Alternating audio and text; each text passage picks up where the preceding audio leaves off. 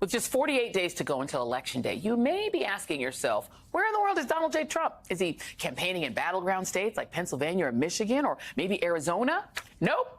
Right now, he's holding a rally in, drumroll please, Long Island, New York. Yep, a state he's almost certainly not going to win. But that is where he is spending valuable time and resources. You know, at this point, I don't know, if you didn't know any better, you'd think Trump isn't even really trying to win the election. I mean, campaigning in New York, while resources for his field operation in actual swing states are dwindling, attacking black immigrants and standing by while his running mate belittles women who don't have biological children, which Republican Governor Sarah Huckabee Sanders did just last night at a town hall with Trump. So my kids keep me humble. Unfortunately, Kamala Harris doesn't have anything keeping her humble. Yeah, ma'am, you don't sound humble. They're not growing the base, they're shrinking it. And they don't seem to care. What they do seem to care about is what happens after Election Day. Meaning, if Kamala Harris wins, how do they once again contest the results and create a big lie 2.0? Just take a look at Georgia. The Guardian has new reporting today on a behind-the-scenes network of county election officials coordinating on policy and messaging to both call the results of November's election into question before a single vote is cast and push rules and procedures favored by the election denial movement. Of the many nightmare election scenarios that keep me up at night, one of the most daunting is what happens if Vice President Harris wins, but some states just refuse to certify?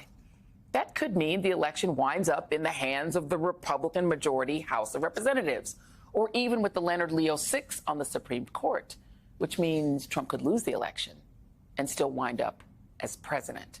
Joining me now is maybe the only other person who is up at night while I'm up thinking about these nightmare scenarios, Rachel Maddow, who I tried not to text in that moment. She's also the executive producer of the new MSNBC documentary From Russia with Lev, which we're going to talk about shortly. But Rachel, hello, my friend. I hold in my hand a letter that I'm sure you have read too. And this is, it's Mr. John Furvier, chairman of the Georgia State Election Board, and to him. And it is scary because it is questioning whether or not new rules are going to be put in place in Georgia that make it harder to certify the election. What is going on? So a couple of weeks ago, there was this weird moment at a rally in Georgia where Trump, from the stage, shouted out by name new members of the Georgia State Election Board. And the Georgia State Election Board is not supposed to be like a partisan entity. It's not like a Trump campaign thing. It's the technocratic board that oversees the administration of elections in Georgia. And so him shouting them out by name and claiming them as like MAGA superheroes who were pit bulls for victory was a bad sign. But it turns out that, in fact, 3 pro-Trump members have been assigned to this board. They are the majority of the board. And since they've taken over this board, they have been passing all of these new rules in Georgia that are designed, among other things, to let local Republican elections officials refuse to certify the vote, refuse to say what the vote total is in individual counties.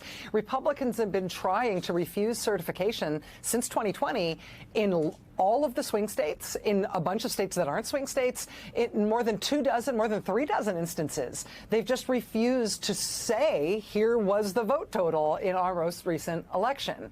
They're doing this leading up to the 2024 presidential election when it seems very clear that no matter what the results are, they're going to say there's no knowable result. And so this letter today is from the Secretary of State's office, from Brad Raffensperger's office in Georgia, telling the Georgia Election Board, you need to stop passing these new rules. We're way too close to the election.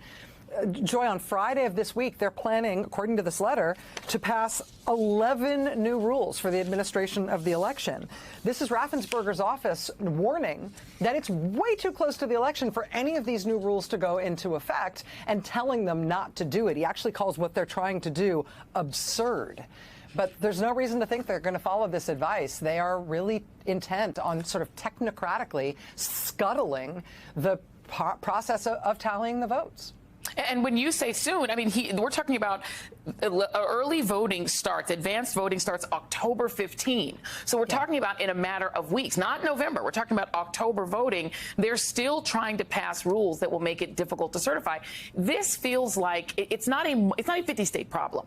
It is a Georgia problem because of Republican control, maybe a Pennsylvania problem, Republican Secretary of State. But all they would need is like 1 or 2 states with enough electoral votes to bring it short of 270, right? Like that's the nightmare scenario that somehow we end up because one state just doesn't certify at all. We go into the Electoral College and no one has 270, or we wind up in court cases, Brad Raffensperger suing this election board and taking it to the Supreme Court.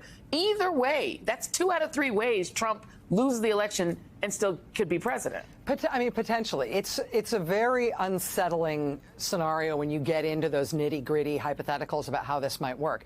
I mean, what would happen, the Electoral Count Reform Act, which was passed after what happened on January 6th, it says that the states have to have certified election results by December 11th. Doesn't say, though, what happens if they don't.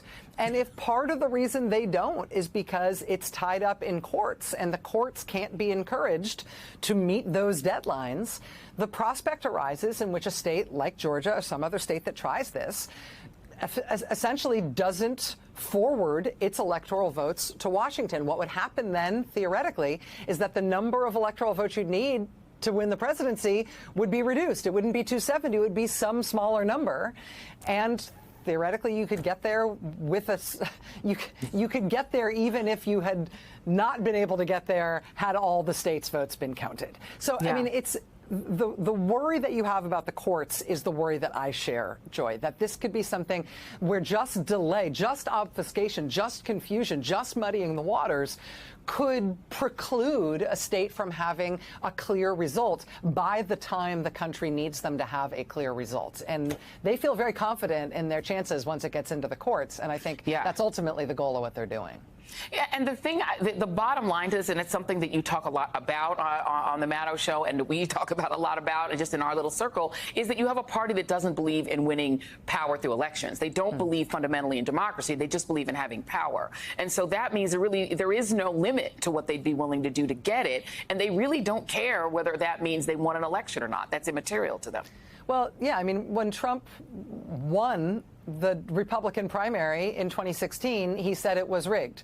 When he won the general election in 2016, he said it was rigged. Before he ran for re-election in 2020, he said it was rigged. When he lost, he said it was rigged. He's already saying 2024 is rigged. He doesn't think that elections are a real thing. He doesn't think that elections are legitimate. And he doesn't want an American form of government in which elections decide whether or not he's in power, because he doesn't believe election results should be binding.